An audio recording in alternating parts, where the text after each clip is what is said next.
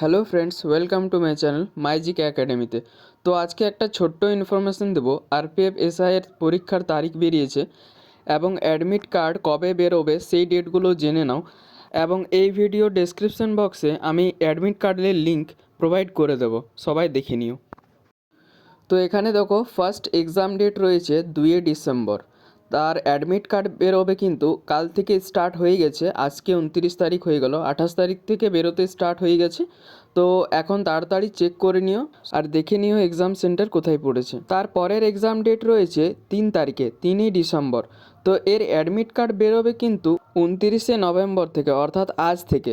তো আজকে যারা যারা চেক করবে সবাই হয়তো দেখতে পাবে। তারপরের এক্সাম ডেট দেখো রয়েছে 9 ডিসেম্বর।